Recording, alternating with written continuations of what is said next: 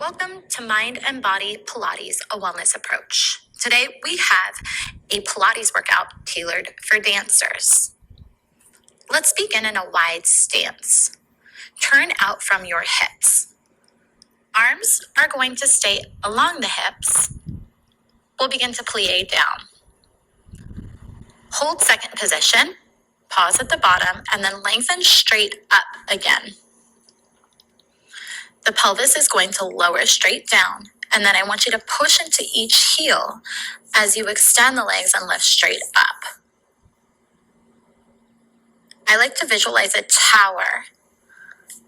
My tower is going to rise straight up as my legs lengthen, and then the crown of the spine is going to drop straight down along with the pelvis as I plie. Let's lift and lower that pelvis 3 more times, keeping everything tall and stacked. Last one, go ahead and sink down into that plie. Keeping that external rotation in your hips, we'll begin to lift and lower each heel. Articulate the foot, elevate the heel away from the floor, and then lower one heel down. Switch. My pelvis is going to stay still. If I'd like a challenge, and I'm going to take a challenge here, I'm going to raise my arms up towards the sky. But if that doesn't feel good for you, you can keep the hands along the hips. We'll lift and lower those ankles 2 more times on each side. Now let's go ahead and drop the heels down. Hold your plie. We're going to finish out with some pulses down and up an inch. I like to envision a rod being behind my spine and a weight being attached to my tailbone. So as I lift and lower, my spine stays tall and stacked. And then the emphasis is down. So I like to envision that weight dropping me down an inch and then pushing to my heels to lift up an inch. We're here for 3, and 2, and 1. Go ahead and stand up tall. We'll parallel the feet, and we'll go into our seated position. We're going to hinge back from those hips, almost like you're sitting into a chair. Hold this chair position. The knees are going to track directly over the second toe on each side, and we'll keep the body still. Just the arms are going to lift and lower. As my arms raise up, I'm only lifting them up as far as I can keep my shoulders anchored down. As my arms drop, my arms are going to stop right in front of my chest, and then I'll reverse that movement back up again. My spine is pitched forward in a diagonal position from tailbone to head. We're here for 3, and 2, and 1. Go ahead and stand up tall. We'll go into a lateral stretch. So the right arm is going to reach up towards the sky so that my bicep is close to my ear. And then the left arm is going to extend down towards my hip. Now let's lift up, and then we will laterally curl up and over that left hip, stretching the body over to the left side, but pressing my right foot down into the floor. Let's go ahead and switch it.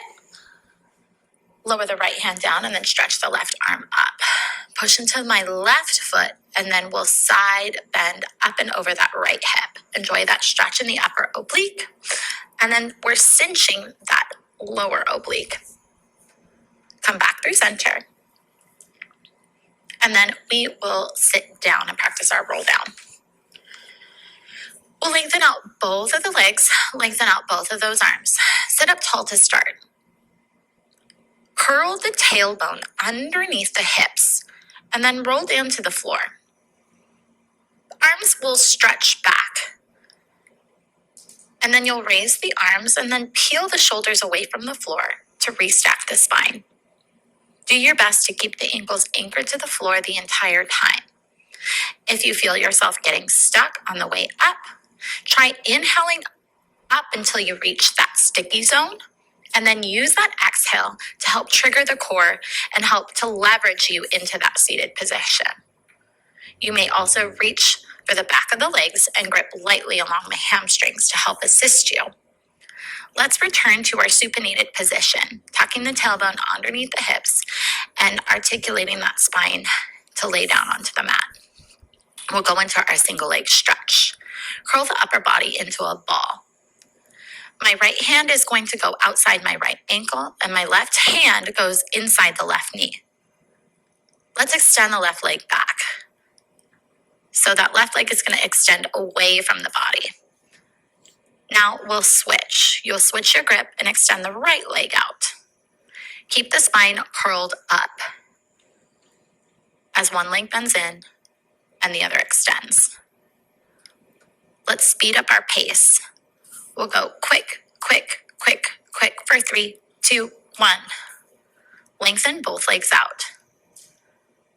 Arms are going to stay lengthened by those hips, and we'll begin to lift and lower those legs for our leg lift. Let's point the toes as the legs lift up, and we'll flex the feet back as the legs lower down. As my legs lift up, point the toes, draw the belly button down visually and physically in towards that low back. Pause at the top and then slowly reverse that movement back down, keeping that belly button tucked in towards your spine. You're going to crease the front of the hips as the legs rise, and then extend the front of those hips as the legs lower. That low back is going to stay flat. We've got 3 more lifts. In 2, and 1. Lower the feet down quickly. We're going to interlace the fingertips behind the head. Imprint the spine, and those legs are going to extend out to 45 degrees. Now, one leg is going to lift up and then lower down to meet the other leg. Once the legs line up with each other, you're going to raise the other leg up and then lower it down to meet the other leg. So one leg is going to travel separately from the other leg. Let's do 2 more on each side, and then we'll progress into our scissor kick with rotation. 1 more on each side. The legs are going to lower down to 45. Now, we'll lift one leg up and then twist towards that same leg. Roll along the base of the shoulders and then switch, rotating towards the other leg. Back of the pelvis stays imprinted and still against the floor. As you twist from one direction to the other, you're cinching the obliques and then using that exhale to turn the body. Let's go for 3. In 2, let's meet in our hollow hold. Extend the legs out to 45. Extend those arms back. So those arms are lengthening up towards the ears, and the legs are extending out away from the body. Now I like to visualize a teeter-totter here. As I rock my body, I'm holding my same hollow hold position. You'll scoop the navel in and keep the tension out of the neck by lifting the chin just slightly. Let's rock along the back of the pelvis 2 more times in each direction. Last one.